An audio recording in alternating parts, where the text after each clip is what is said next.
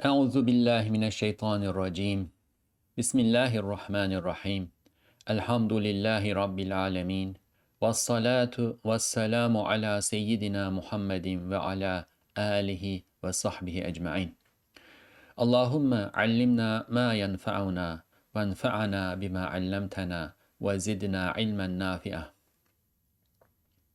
اللهم أرنا الحق حقا وارزقنا اتباعه وأرنا الباطل باطلا وارزقنا اجتنابه ربي اشرح لي صدري ويسر لي أمري واحلل عقدة من لساني يفقه قولي.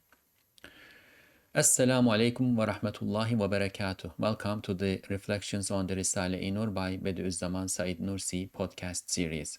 This is Mustafa Tuna. You can listen to the episodes of this series wherever you get your podcasts, or you can now watch them on YouTube at the channel Reflections RN. Whether you listen to the podcasts or watch the YouTube channel, please subscribe and please share, please spread the word. You can also access either the audio or the video versions of the recordings at the website www.reflections-rn.org. Everything associated with the podcast are stored there, and therefore you can access the texts that we are reflecting upon there as well. Inshallah, in this episode, we will continue reading the 22nd word, which is a treatise that provides demonstrations for the existence and oneness and some of the attributes of God. We read the introduction to this treatise in the previous episode, and there you may remember that this starts with a story. I'm not going to go into details. Those who have not listened to that episode, inshallah, can go back and listen to it first, or you can read the introduction of the 22nd word on your own. Mainly, we are thinking about two individuals who wash up in a pool and then lose their senses and end up in this world, or in a world, and they see that everything is organized and magnificent and beautiful and purposeful and wise and so on and so forth. One of them decides that all of these things must have an owner, and that owner must be expecting something from them. Things are happening in very indicative ways, in purposeful ways, so this cannot be futile, and he wants to know that ruler and act according to what would please that ruler. The other person wants to just not recognize the ruler, because recognizing the ruler would mean that he will have to follow certain rules and regulations, and he thinks that he will be free if he does not recognize the ruler. As everybody who have been following these episodes, or as everybody who has some sense of reality will know, there is no such thing as absolute freedom. One who is free from the limitations of the creator and owner of this universe is a slave to his own lower soul. But at any rate, so we have a story like this, and then the first individual, we will call these brothers, the first brother turns to the other one and says, look, there's a ruler. The way you are behaving is very problematic. This may cause a disaster for all of us, and so on and so forth. The other one says, no, I don't believe that there's a ruler. There's a back and forth, and the one that doesn't believe says, okay, then demonstrate.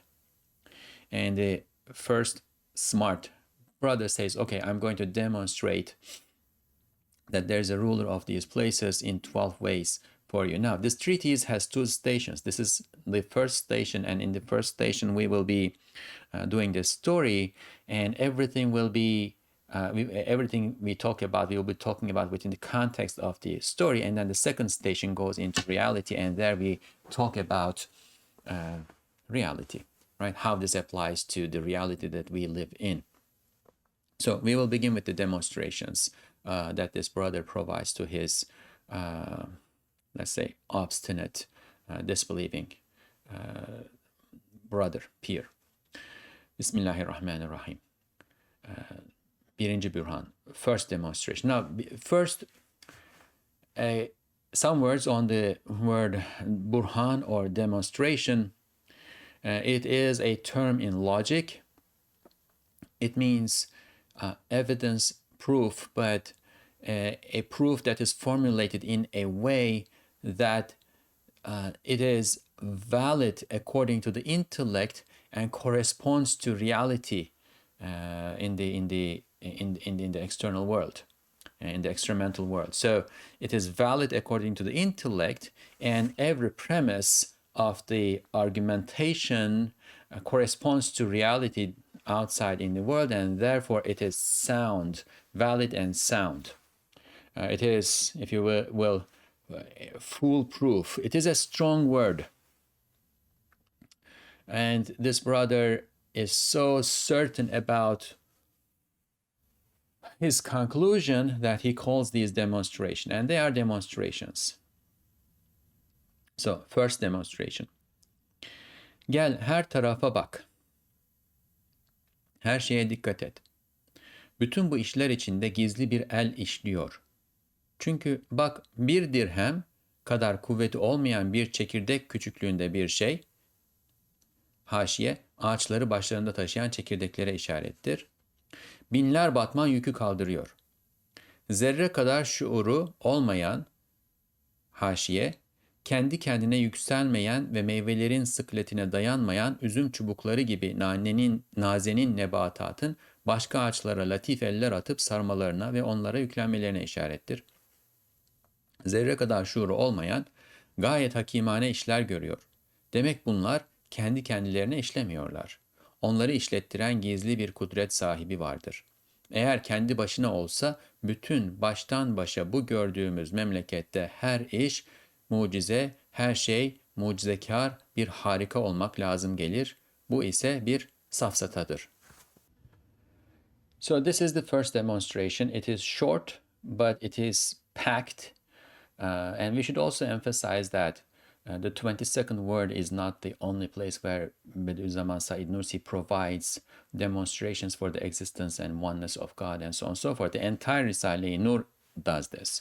We read the 10th word, for instance. Every subsection of the 10th word also does this. Also, although that treatise is about the existence of the hereafter, it provides evidence and demonstrations for the existence of God. In an earlier treatise that Ustad Nursi wrote in Arabic in the early 20th century, 1919, 1920, around that time, called the Drop, Qatra, he provides 55 demonstrations for the existence of God, and he provides these demonstrations primarily from the observation of the cosmos, so by looking at the signs of creation in the creation. So the 22nd word is in a sense a summary, a sampler and summary of all other things, and therefore, although these will be short, they are packed and they point to many other parts of the Risale-i Nur. So one should not be thinking about these demonstrations as isolated demonstrations. They are rather the presentation, if you will, the demo and presentation of a larger compendium of thought and works. So, come, look all around, pay attention to everything. Remember, these two brothers came to a world that they were not exposed before. And we will imagine ourselves as having found ourselves in this world all of a sudden, which is what happened. We were in the realm of spirits. We spent some time in the wombs of our mothers. We took a bath, if you will, there in the womb. That was like a pool. And then we forgot, we lost our memory of the realm of spirits, and we found ourselves in this world. Now we are looking around. A sense of wonder, curiosity is really important and essential to understand how these demonstrations work, and also for us to be able to make sense of what's going on around us, like for us not to live plant-like lives, just coming from one end of this world and leaving from the other end. Come, look all around. Pay attention to everything. A hidden hand is operating within all these works. For look, this one thing that does not have even a dirham of strength, and that is small like a seed. And side note, this points to the seeds that carry trees on their heads. Small like a seed, lifts thousands of batmans of load. Now, dirham and batman are old units of weight. Dirham is about 3.2 grams, and batman is about 7.7 kilos. We can say maybe like 16 pounds, right? Just know that these are units of weight. Dirham is a very small unit, say a couple of grams, 3 grams. Batman is a larger unit, several kilos, 16 pounds or 8 kilos. Look, this one thing that does not have even a dirham of strength, and that is small like a seed, lifts thousands of batmans of load. That which does not have even a particle of consciousness, and this is this signification, this points to how delicate plants that cannot rise on their own nor carry the weight of their fruits, like grapevines, shoot subtle hands to other trees, wrap themselves around those trees, and hence rise. So this is, this looks like a conscious act, right? That which does not have even a particle of consciousness fulfills utterly wise tasks. In that case, these do not operate on their own. There is a hidden possessor of power that causes them to operate. If left to their own means, every work and everything in this country that we have seen from one end to another would have to be miraculous and wondrous, and that is a sophistry. Now, in the story, these two brothers had actually traveled through this world, so they observed the world, which is what we do now, in small steps compared to the size of the universe, but the center of activity in this universe is here on Earth. Therefore, quantitatively, we have not observed, the great majority of the universe, but we have observed, and we are still observing, a good part of it, of this world. So let's try to reflect upon this a bit more deeply. Come, look all around, pay attention to everything. Now, this is important because, as I mentioned earlier, we need to have a sense of wonder to understand these demonstrations, reality, like reality as reality is. We need to pay attention to what we see, because this is a world of testing. This is an abode of testing and trial. We are trying to provide demonstrations, and demonstration is not provided to somebody who already believes. Now, you can provide it to somebody who already believes in order to strengthen their belief, but we are assuming that we are assuming a neutral position at the beginning. But even then, we open a parenthetical mark here and say in parenthesis that we come to this world for testing and trial. This is the abode of testing and trial. This is the abode of wisdom, in the sense that everything happens in what we may temporarily call in a causal system. And the causes are veils that veil the actual power, the causer of causes that is actually operating behind them. What we think as causes actually are means that are being created at the same time as effects. So what this translates into is that we may be misled. we may be deluded. We may assume falsely, we may suppose falsely, in a delusional way, that what we see as causes are actually causing what we see as effects. If we don't look deeply, if we don't ponder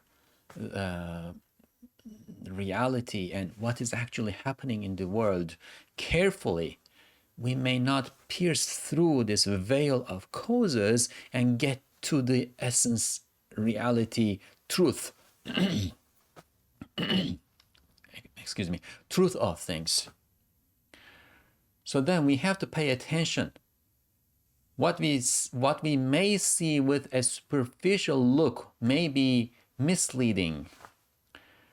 What we fail to see because of heedlessness, right? The desensitizing familiarity that we acquire by living in this world and regularly and repeatedly seeing things happen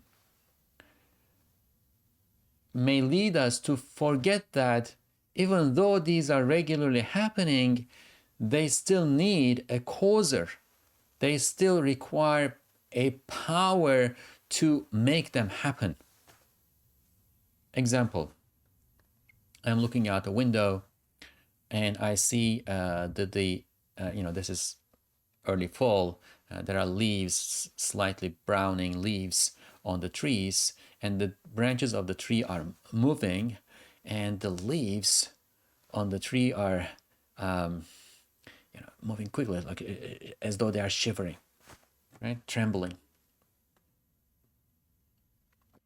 So the sight of that vision makes me think that there is wind, which I'm assuming is true. There is wind, not much, but there's a breeze. It's moving the leaves.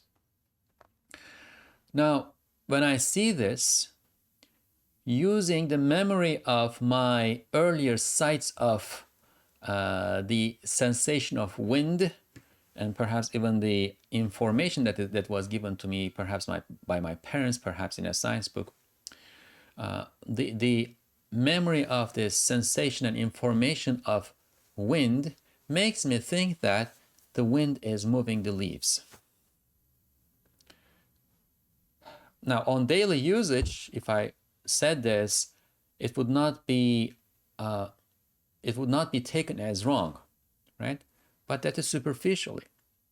If I wanted to go to the core of reality, if I wanted to understand reality as reality is, if I wanted to the absolute and ultimate truth about this phenomenon that is happening before my eyes, I'm supposed to say that the creator, the owner, the sustainer, the all-powerful, the all-wise, the all-seeing, living, necessarily existent creator is making wind blow or moving air, and simultaneously making the leaves move. So this is a very different observation than saying the wind is moving the leaves. The wind is moving the leaves is a shortcut, but it is not true. The wind is not moving the leaves because the wind cannot do anything. The wind does not have power. The wind does not have consciousness. The wind does not have effect. The wind itself is created and sustained. The truth of the matter is that the wind and the movement of the leaves are happening simultaneously, and there is one who affects both. So we need to pierce that veil of causes. We need to pierce through that veil of assumptions that we have been making in our lives, and that enable us to live in this world, go about, even harvest the regularities, the patterns, harvest and harness the regularities and patterns that God maintains in the universe to our benefit, as in the case of sailing boats by using wind power, or using windmills to generate electricity, and so on and so forth, right? So that enables us to do this, but it does not enable us to get to the ultimate reality that we need to have, to understand and internalize in order to live successful lives, the success of which, the measure of the success of which will be earning the pleasure of our Lord and entering his paradise. So that requires a deeper way of thinking. That requires paying attention, right? That requires not being superficial and just moving on. Inshallah, we'll probably say more about this, but let's move on. A hidden hand is operating within all these works, right? So I see the leaves moving, and although it is behind the window and I do not have the sensation of the wind, I have had the sensation of the wind, and I have also relied, time and again in my life, to gadgets that measure things like wind, the speed of the wind, the direction of the wind, and so on and so forth. So I can observe the wind. It is not hidden. If I don't see it, I sense it. But there is a hidden hand. So there is a hidden hand, and that is my goal. I want to see the hidden hand. I want to recognize, I want to perceive, I want to understand the existence of the hidden hand. If the wind cannot move the leaf, again, we will say more about this, then something is moving it. Something is operating within all these works. Now, why? Why am I saying this? There are examples that are going to be easier than the wind and the leaf example. And Ustad Nursi provides some of them. Within all these works, for look, again, look, right? Look.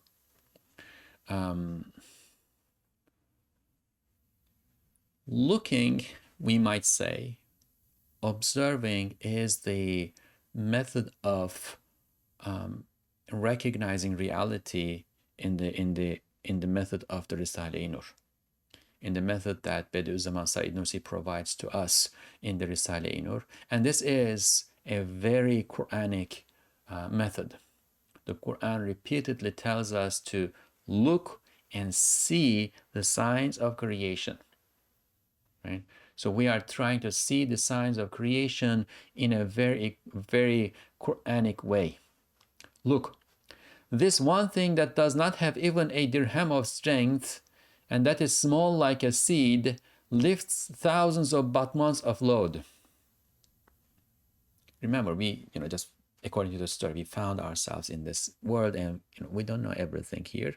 It is a world of surprises for us. We don't have names for things, right? So this tiny thing that is a couple of grams, it can be even smaller, like this points to seeds that carry trees on their heads. And if you think of the apricot tree, for instance, that is maybe a couple of grams. If you think of the fig seed, it's not even that. It's like a tiny dot. But it carries the huge, sometimes fig trees, depending on the variety, can become very big, right? It carries a huge fig tree on its own, on its head, right? Now, the carrying of this huge, massive tree requires force, power. And the seed does not have it. Then I need to think. Remember, we are thinking deeply. How is this happening? Right? Now, to recognize the subtlety in this example, we need to talk a little about the concept of causality. Because we tend to have a somewhat distorted or incomplete, yeah, incomplete is a better word, incomplete conception of causality. We confuse causality with succession. Say it rained.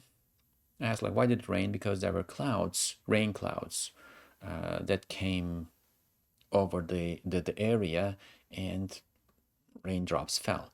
Okay, but why did the clouds come? Well, the wind brought them. Why did the what was there for the wind to bring?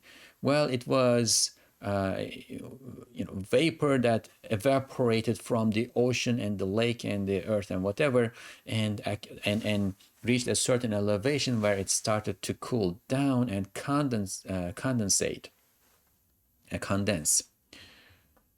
So that was the clouds. Why did it evaporate? Where there was sunlight that was coming to the earth through the filtered through the atmosphere, and when light touched the ground, it turned into heat, and when water heats, it evaporates.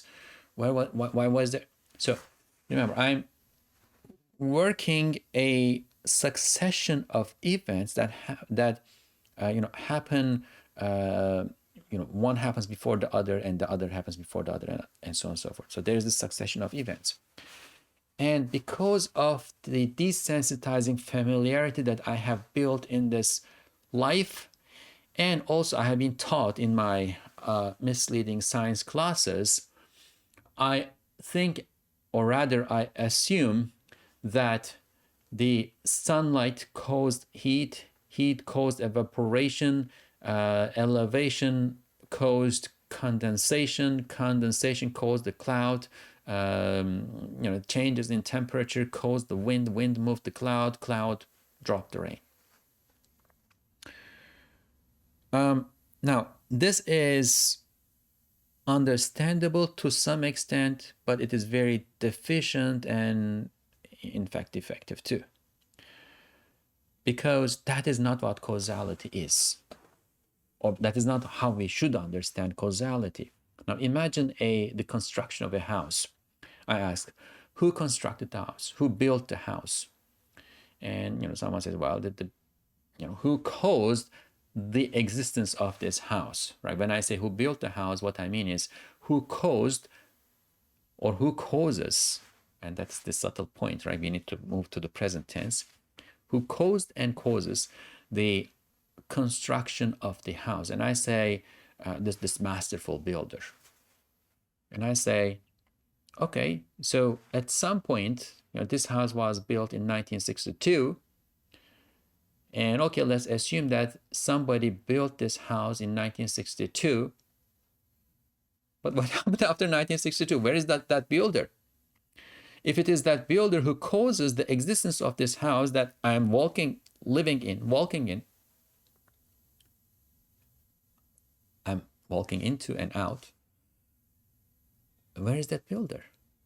He died, or she died. Okay, so that builder does not exist any longer, but I am going to, you want me to assume that the existence of the causer of the existence of this house is that builder. He does not exist any longer. So that builder, just for the sake of argument, can be considered to have brought the objects that exist in the structure of this house together, one at a time. So in March 25th, 1962 at 12:55, he may have put this particular brick where it is. Now, even there, we have other considerations to take, other problems to take into consideration, like what power did that builder have to put that brick there? And I cannot lift my hand, and we did this exercise many times, so I'm not going to go over it again. That builder may have put that brick there, but say at 12:35 and 52 seconds, At 55 seconds, 12:35, 55 seconds, the builder was somewhere else and he was not causing the existence of that brick there any longer. That's a different thing, right? So when we say what causes the existence of this thing, we do not mean what seemingly initiates its happening. What is causing the leaves to move? Well, what is causing the leaves to move cannot be other than what is causing the leaves to exist. Because if there was no leaf, the wind would not even look like it is moving the leaves. The leaf exists. There are molecules in it. There are elements. There are cells. And all those are holding on to each other. But they don't have the power, energy, consciousness to hold on to each other. If left alone, they should be, moving away. They should fall into entropy. They should fall into chaos. But a leaf is a perfect cosmos, organized system, an organized system.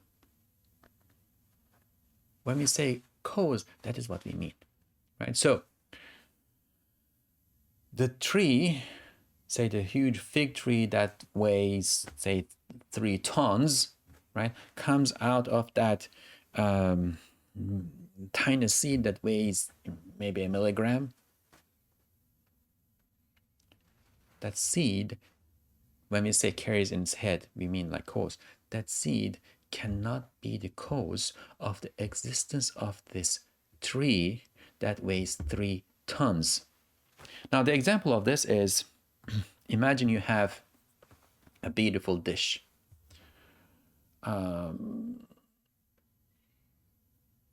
Whatever.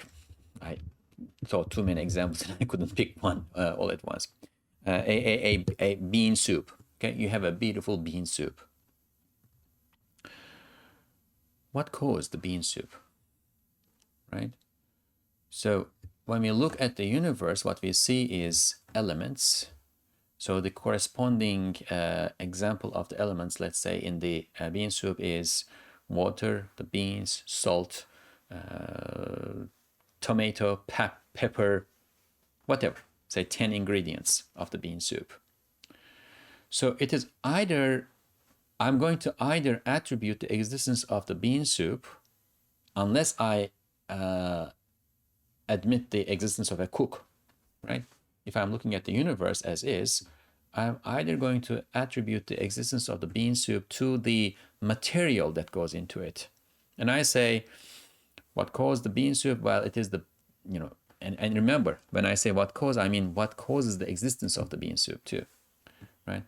What causes the existence of the bean soup is beans, water, tomato, pepper, salt, and parsley, whatever.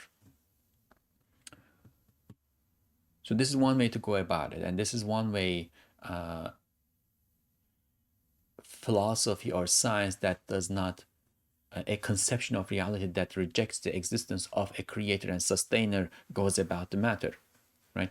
Elements, condensed energy or molecules, matter causes it, right? Now this is a very barren understanding of reality, and most people have come to the conclusion that it's not going to work. So the next life jacket that they have found and trying to wear and to float, again without recognizing the creator, is now information, right? So, well, what caused it is, say for the tree, the DNA in the seed. Okay, then we are going to switch the argument and say what causes the bean soup is not the bean, the water, salt, etc., not the matter, not the ingredients, but rather the recipe. Well, you cannot have bean soup with a recipe alone. You cannot have bean soup with 10 ingredients sitting in containers on the counter alone. No, you cannot have either.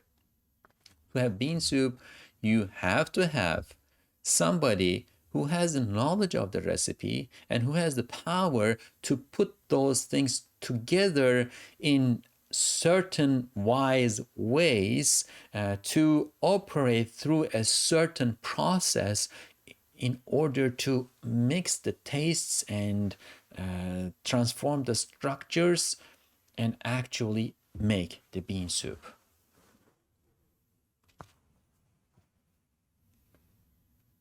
So that's what we need to think about causality. And actually, we need to move from that example a bit further too, because we cannot leave it there, because then we will say, okay, there's a cook who made it. So like the example of the house, there's a builder who built the house and the house is there. Well, no, I'm sorry. The cook brought them together, right?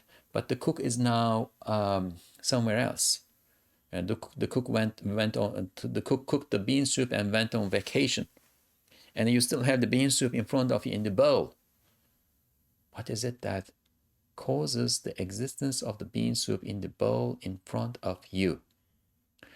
So when we look in this way, we recognize that it's no human cook, it's no worldly cook, no worldly builder, no worldly wind, no worldly nothing, no worldly sunlight that causes anything. There is a hidden hand.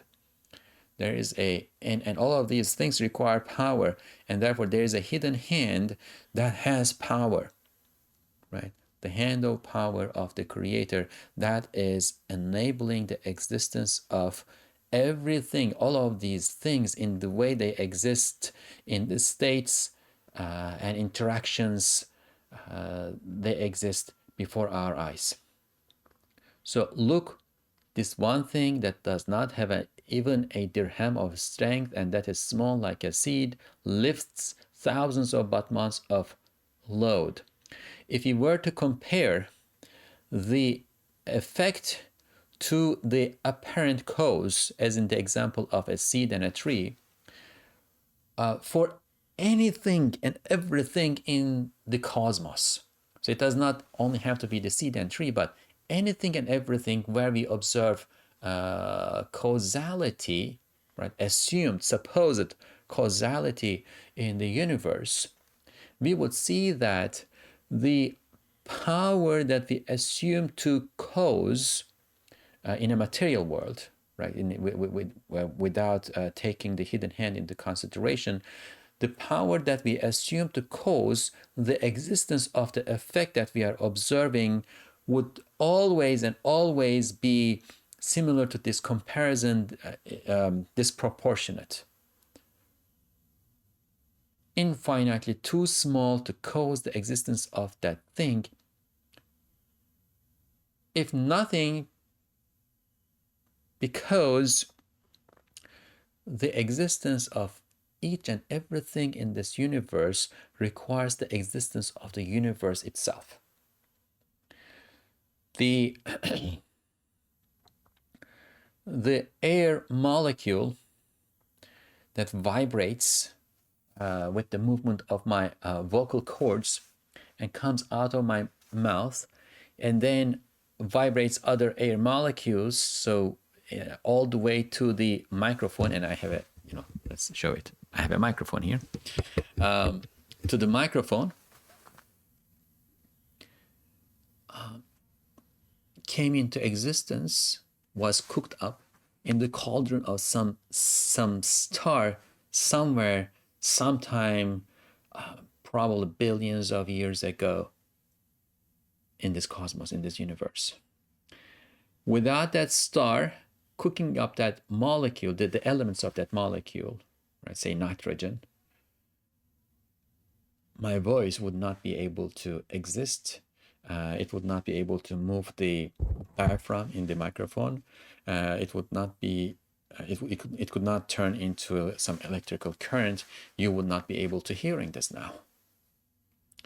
So everything requires the existence of everything else in this universe, and therefore nothing can be the causer of anything unless it has the power to affect everything. So there is nothing in which the observed cause is proportionate to the observed effect in this universe. Everything is like the example of a tiny seed and the tons and tons of heavy tree. So let's move on. So this was about power, right? There are two main categories of things that we need to consider when thinking about the existence of things. One is power, the other is knowledge and will and consciousness, and so on and so forth. So we dealt with the power, although we talked about the knowledge too, as in the example of the recipe. Right? Now we need to move on to the second category. That which does not have even a particle of consciousness fulfills utterly wise tasks. So we look around and we see wisdom. Now, what is wisdom? We may have done this before. In this context, what we mean by wisdom is purposefulness. That everything serves a purpose and serves it in such a proper way that it fits into where it belongs to. So wisdom here is the knowledge of what things fit into in the larger system, if you will. The nitrogen element fits in the composition of air as gas. The nitrogen, oxygen, and carbon dioxide that is in the air fits into the purpose of my inhalation and whatever that inhalation does in my lungs, and how oxygen is filtered through it and goes into blood and comes out as carbon dioxide, and so on and so forth. There's a wisdom in this. There are things that fit with one another, right? When babies are born, the milk that their mothers are given, or that the babies are given through their mothers, right, fits the very needs of that baby at that age and size and biological state. 3 months later, the composition of the milk changes in accordance with the needs of the baby. Now, this may sound really interesting and giving us goosebumps and so on and so forth, but everything is like that in the universe. Everything is like that. There is wisdom in everything. There is purposefulness in everything. Everything fits together like a giant and perfect puzzle. And to affect anything in this puzzle, one has to know where the pieces fit. So wisdom is the knowledge of where pieces fit. As in the example of Ustad Nursi says, right, this example points to how delicate plants that cannot rise on their own nor carry the weight of their fruits, like grapevines, shoot subtle hands to other trees, wrap themselves around those trees, and hence rise. The grapevine has no knowledge of the existence of that tree out there next to it. It does not have eyes. Now, there is some research that points out that the bean vines, for instance, can sense the existence of objects that are close to them, right? But this is not a conscious act. This is a matter of how things work in a mechanical way and fit together. So this is an observation of the puzzle, not an observation of knowledge about where things fit in the puzzle. That which does not have even a particle of consciousness. So the air molecule has no consciousness of my existence, my needs, what oxygen does in my body, how my nose, mouth, system of the respiratory system works. The air molecule has no knowledge of it. But when I inhale it, when I suck the air in through my nostrils, it does exactly what it is supposed to do. It functions in the exact way that fits into the giant puzzle. So the air molecule does not have that consciousness nor knowledge. The wind does not have the knowledge of how the leaf functions, the subtlety and the flexibility and so on and so forth of the leaf. The grapevine does not have knowledge of the tree that it is next to, but everything is doing things as though they know everything. So there is the knowledge of the recipe. We are not getting 10 pounds of or 10 kilos of dry beans with 2 tons of water and a pinch of salt and 2 tomatoes put together to achieve the bean soup. It doesn't work. It won't be bean soup. It will be a extremely diluted water that is that will look like dirty water with some bean particles swimming, floating in it. No. Everything comes together according to a recipe. There is knowledge, there is order, there is organization, there's the giant puzzle. And everything acts as though they know, as though they are conscious, as though they have the awareness of all these other things. But that is not the case. Based on my observation of the universe, I, as a human being, am the most aware creature in the universe. I have the highest level of consciousness.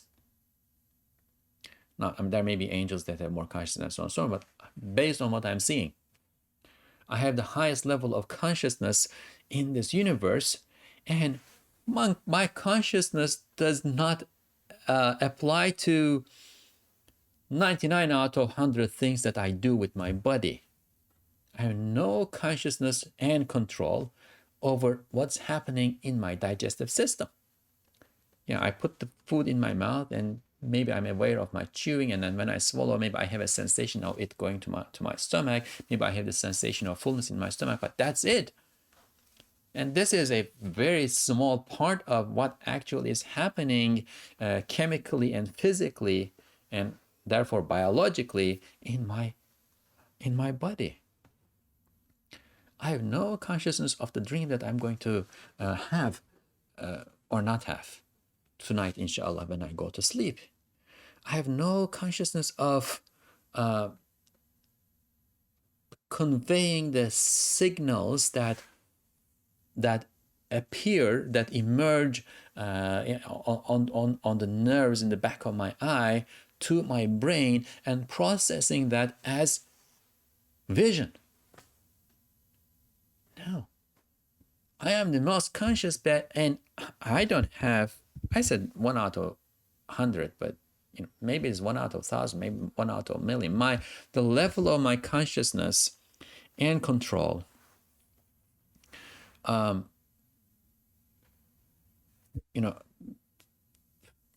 reaches a very small part of what I am doing with this body and in this world. Then how is it for the piece of wood that is somehow standing firm and holding my books in space, as you can see in my back, holding my books in space? What consciousness does the wood have of this? Does the wood know that it is serving the purpose of being a bookshelf and holding books in space? It doesn't. Nor does the grapevine. Now, some people will say, well, there is energy, etc., out there. The universe is full of energy, etc. Yes, Yes, we are talking about a hidden hand, right? The question is, what is that? Right? The question is, what is that? It has to be conscious. It cannot be a, amorphous, unconscious, wishy-washy concept of energy that is going to help you out but not solve any problem. No, we are talking about an entity that exists, that has power, that has knowledge, and knowledge includes and entails will here, that is aware of all of these things going on around us. We can consider that under knowledge too, and that also entails seeing and hearing, right? Well, is alive, has life, because it is not being moved by something else. It is moving on its own, and it has a will because it is doing things in purposeful ways, right? And it is not many. It is not divided into parts, because we see that the entire cosmos is a system, and this entire system is working in harmony. And as God tells us in the Quran, if there were more than one of those entities, creators, let's call it, or gods, there would be chaos here. There is no chaos. There is cosmos. Well, when we put all of those together, that is God, right? That's not a wishy-washy concept of energy out there in the world. That is God. Okay. In that case, these do not operate on their own. There is a hidden possessor of power that causes them to operate. So, no matter how much I try, no matter how much materialistic science has tried since the 19th century, they have not been, and I would not be able to, show the actual causer of causes, the ultimate cause that is causing all of these things without consideration of that hidden hand. They are not working on their own. These do not operate on their own. There is a hidden possessor of power that causes them to operate. There is a hidden possessor of power, because I see that there is power that is affecting things here, right? If there's power, there has to be a possessor of power. If left to their own means, every work and everything in this country that we have seen, so these two brothers came to a country. Every work and everything in this country that we have seen, from one end to another, would have to be miraculous and wondrous. Now, miraculous meaning beyond the capacity of things that we can see, right? So incapacitating. What we see is happening in the process of my inhalation is beyond the capacity of each and every part and the sum total of those parts. The necessary knowledge, the necessary power for the process to stay in existence, the necessary consciousness, necessary wisdom, necessary will, right?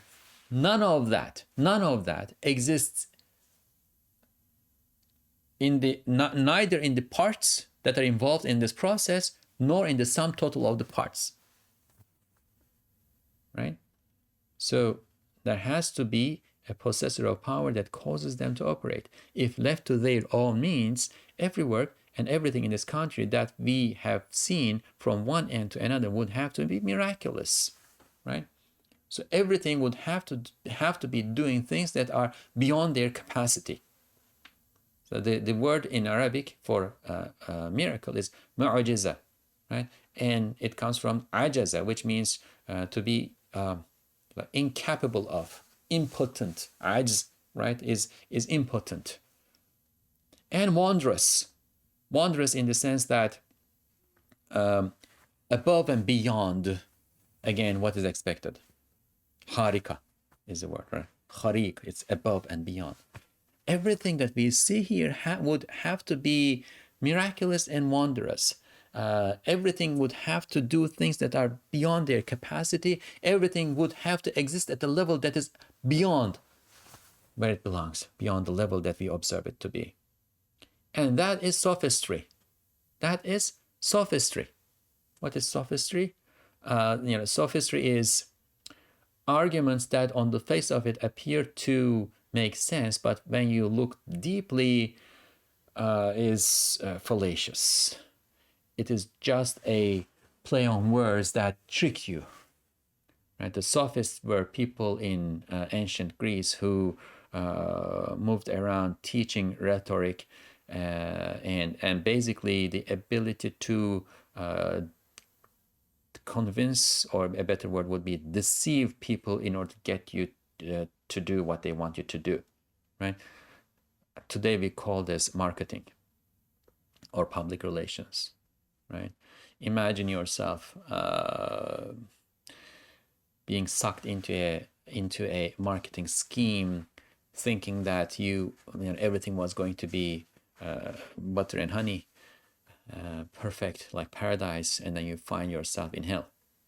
Right? I don't know. You purchase a timeshare from a would-be development that promises you a 2-month vacation for free every year for the rest of your life, and then you find out that the construction site is just being developed and the company goes out of business and is bankrupt before you know it, and 5 years later you are going from court to court in order to recover your money.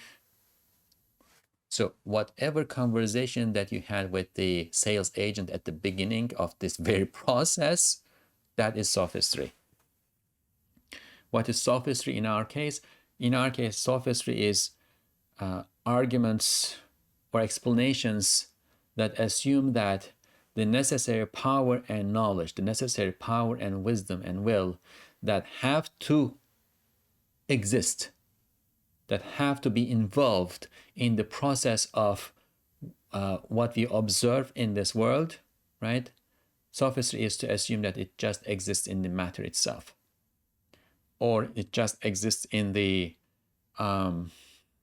information that is recorded in the matter itself, either the matter or the DNA, right? This is sophistry. It is difficult to pierce through that veil of desensitizing familiarity. We need to, that's why Ustad Nursi says at the beginning, like, pay attention to everything. Be careful. Don't be superficial. The way we are hardwired to come to this world, see things happening again and again, and internalize them as normal. And unfortunately, since the 19th century, the way that we have given authority to science, and scientists, not all of them, but many of the scientists have claimed and purported that they explain how things happen by explaining the succession of events, or by showing the succession of events, not causality, but the succession of events out there, right? This causes us to develop a very thick veil of desensitizing familiarity or heedlessness, and therefore we fail to recognize the miraculousness and wondrousness of the things, the happenings, the phenomena that we observe in the universe. we end up supposing and believing that the recipe causes the dish, or the ingredients cause the dish, or the combination of the ingredients and the recipe cause the dish, and then we start to go about our lives. We assume that because we are able to harness the consequences of the regularity, the patterns that God has embedded in His creation, we have solved how things work. No, we have not solved anything. We need to switch our understanding of causality. It is not succession, right? Causality is not succession. Causality, in the true sense of the concept, is what causes the existence of a thing now, and what caused its existence, what has been causing its existence in the past, and what will, if it does, what will continue to cause its existence in the future. It is not a one time event that we see one thing happening here and the other thing happening after that. So let's close with one last example about this. Imagine you are watching a movie on the screen, and you see somebody cutting a tree with a chainsaw, and the tree falls, right? So the impression you get, the assumption you make, and as a result you enjoy the movie, is that the chainsaw cut the tree, right? If I were to ask you, so what cut the tree, you would say the chainsaw cut the tree, right? But in reality, what happened is there were some pixels that looked like a chainsaw on the screen, and there were pixels that looked like a tree on the screen, and they were positioned in a particular way in one frame of the movie, and in the next frame they were positioned in a slightly different way, and the next they were slightly different, and next was slightly different, and next was slightly different, and at some point the pixels that were the chainsaw and the pixels that were the tree started to move from each other, because in the next frame they were positioned away from each other, and at some point they separated, and the tree looked like it fell. It was not the chainsaw that caused the tree to fall, right? There was no such causality. In order to understand the causality of what happened here, you need to look back to the projector that is projecting these images on the screen. What happened in the projector caused what happened on the screen. Or if you want to go further in the example, what happened in the camera caused what happened in the projector. What happened with the people who shot these scenes caused the images to be recorded on the camera. What happened to the tree, as the actual tree that was being shot and the chainsaw that was being shot caused made those people able to record these things, and the tree ultimately goes to the cosmos, the chainsaw ultimately goes to the cosmos, and at that point you need to explain what caused the tree, what caused the chainsaw, right? You can't just look at the movie screen and assume that the chainsaw caused the tree to fall, right? So we are looking at in a sense, this is an example, right? It is like we are watching a movie. All these things that we see are manifestations of God's power and will, and they manifest His attributes. Nothing is happening without reference to that hidden power. Nothing is existing without without that actual source of, right, existence giving them existence. سبحانك لا علم لنا إلا ما علمتنا إنك أنت العليم الحكيم وآخر دعواهم أن الحمد لله رب العالمين. الفاتحة. الصلوات. اللهم صل على سيدنا محمد وعلى سيدنا